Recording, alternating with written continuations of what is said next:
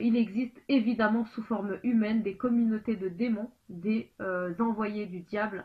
Moi j'y crois, hein. Vous croyez en l'éternité ou pas, moi j'y crois. Ils sont en forme humaine, ces gens-là, et ils sont sous forme humaine dans cette plateforme terrestre.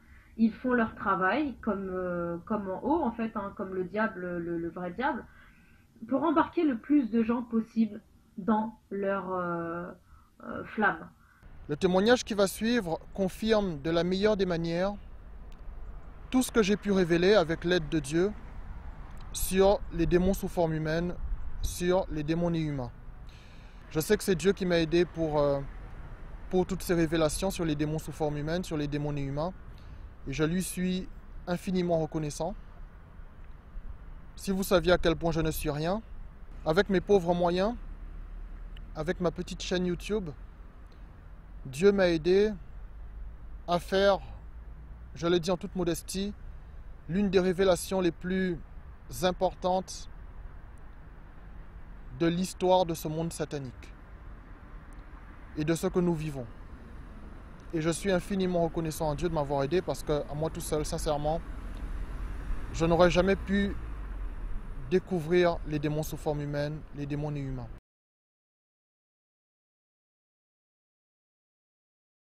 J'avais envie d'évoquer un sujet aujourd'hui, celui de est-ce que je dois verser des larmes pour le MPN, pour un sociopathe, pour un démon, pour quelqu'un qui m'a fait du mal parce que j'ai mal, parce que je souffre, parce qu'il m'a fait souffrir. Est-ce que je dois évacuer tout cela avec des larmes? Il est normal de ressentir ces émotions, alors passer de l'une à l'autre ou tout en même temps, ça peut arriver, mais un maximum ne verse pas de larmes pour aucun de ces démons. Simplement, n'ont aucun mérite qu'on leur fasse cette joie. Euh, Particulièrement ce que je vis actuellement, une aliénation parentale, ce qui est un... En fait, c'est un viol intérieur banalisé par la justice, banalisé par la France, puisque je personnellement, dans mon dossier à moi, je n'ai pas été entendue comme il fallait. On n'a pas pris soin de regarder mes pièces justificatives comme il fallait, que je ne voyais plus mes enfants, qu'ils ont été placés auprès d'aliens, de manipulateurs pervers narcissiques, afin d'avoir un bon lavage de cerveau et une déchirure entre maman et fils, et donc un viol intérieur des deux côtés, surtout des enfants, puisque ça reste des enfants qui sont vulnérables et on profite de leur vulnérabilité. Bref, dois-je pleurer pour cela? Est-ce que je dois verser une larme? Non, parce que une larme veut dire une deuxième, veut dire une troisième, une quatrième, jusqu'à arriver à une éventuelle dépression, ou encore ne plus voir le bout de ces émotions négatives qui ne font que de se nourrir à mesure que l'on pleure, que l'on se dise que tout ça est pas juste. Effectivement, c'est injuste, bien sûr que c'est injuste, mais moi je pars du principe que rien n'est fait au hasard dans ce monde et que y a-t-il un cadeau caché derrière un événement tel, c'est-à-dire un développement, ouh, j'arrive pas à parler, un développement sur soi encore à avoir. Est-ce qu'il y a un cadeau caché qui est autre que je vais voir dans quelques années? Est-ce que c'est karmique? Allez savoir.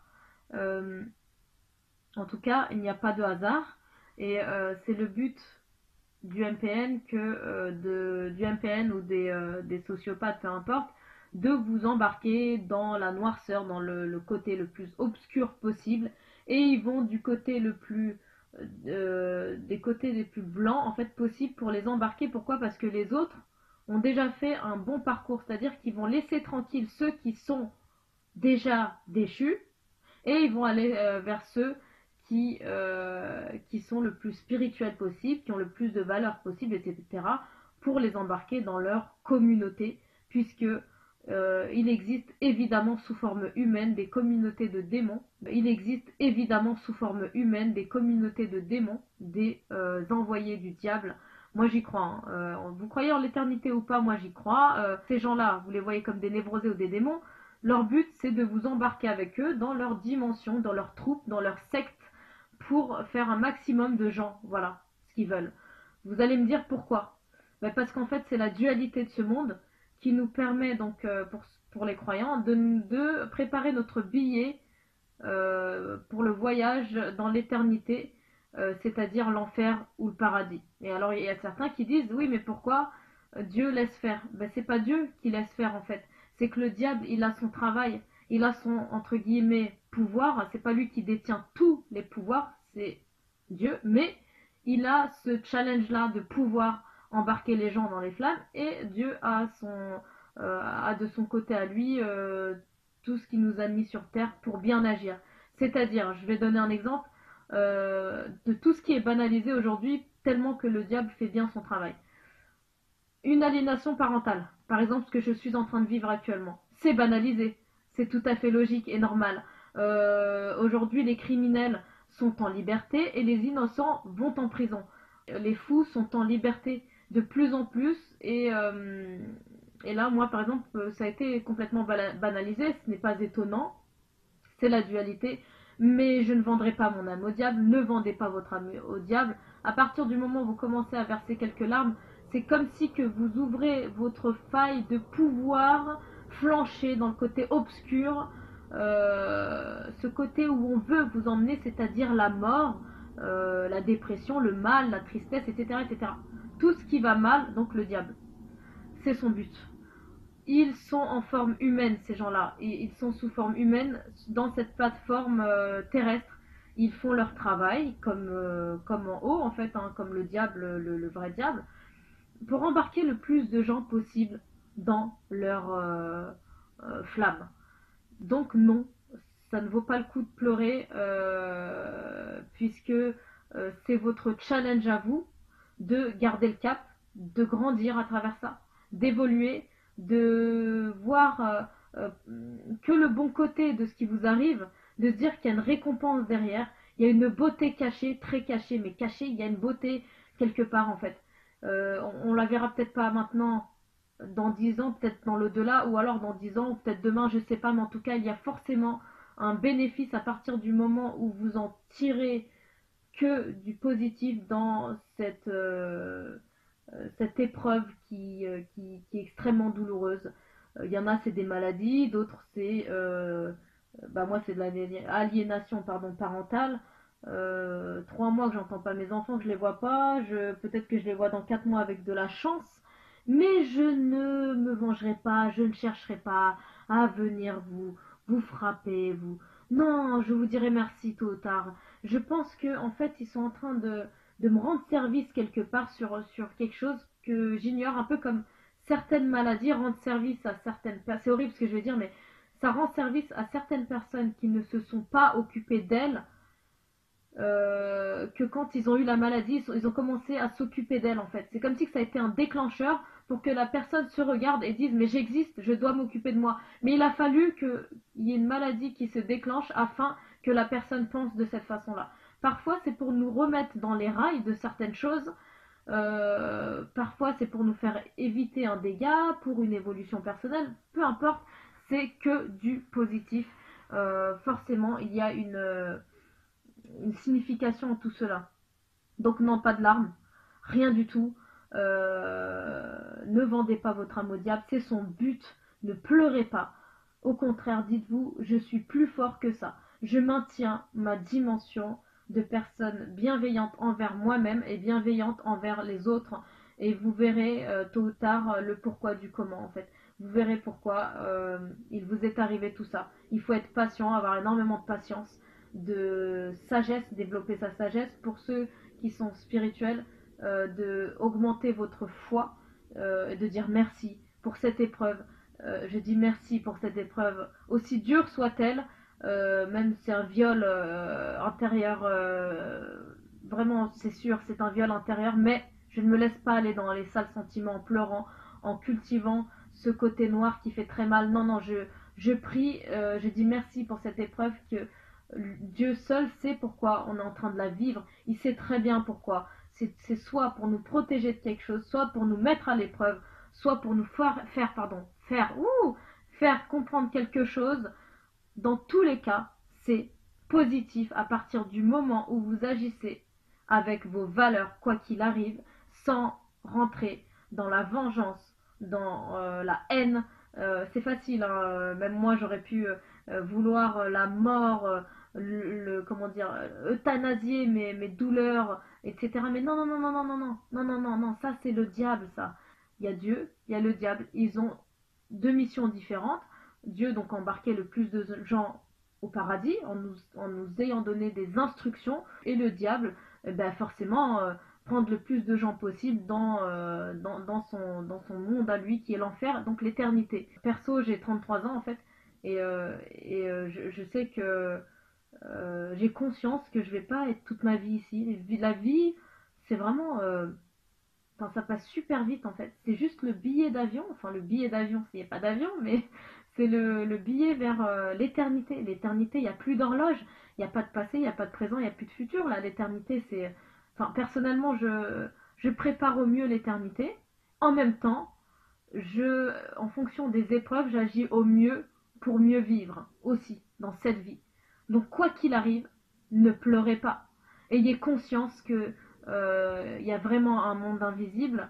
Ayez conscience que tout ça n'est pas fait au hasard, que c'est pour votre bien. C'est dur à se dire parce que on voit une incohérence, mais ce n'est pas incohérent.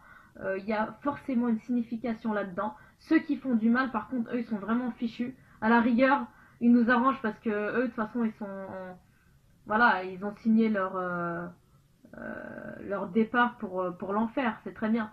Donc voilà, courage. Ce que je peux dire dans une situation comme ça, c'est ne pleurez pas, voilà. Surtout ne versez aucune larme, aucune. Parce que c'est leur donner raison si vous faites ça. Vous donnez raison aux gens qui font du mal. Si vous versez une larme, vous faites atteindre l'objectif de celui qui vous a fait vous mettre dans cet état-là. Donc non, gardez le cap, gardez votre place de bienveillance envers vous-même, envers les autres et envers l'épreuve qui vous est tendue. Le témoignage de cette jeune femme inspire le respect. Elle a le courage de parler des démons sous forme humaine qui ont pourri une partie de sa vie. Je sais que Dieu est avec cette femme et je sais que Dieu la soutient.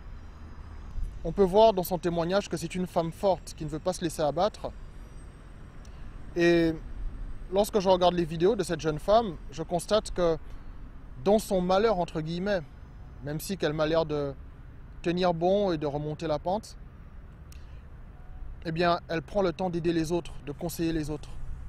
Cette jeune femme a le courage de parler des démons sous forme humaine, des démons et humains. Je sais que Dieu lui ouvre les yeux aussi, et que Dieu ouvre les yeux à un maximum de personnes, et ça, je ne peux que me réjouir de cette situation. Je pourrais jubiler, prendre un air triomphant et dire que j'avais raison depuis le départ. Mais je ne suis personne. Emmanuel Abété n'est personne. Si vous saviez à quel point je ne suis personne. C'est grâce à Dieu, le Tout-Puissant, que je découvre toutes ces choses. À moi tout seul, je sais que je n'ai pas la clairvoyance nécessaire pour connaître et pour découvrir ces choses. Il y a seulement 2 ans, tout ce que je suis en train de vous dire aujourd'hui sur les démons sous forme humaine, sur les démons humains, il y a 2 ans, je n'en savais rien. Du jour au lendemain, comme ça, j'ai eu une envie de parler de ces choses. Et ça s'est révélé exact par la grâce de Dieu.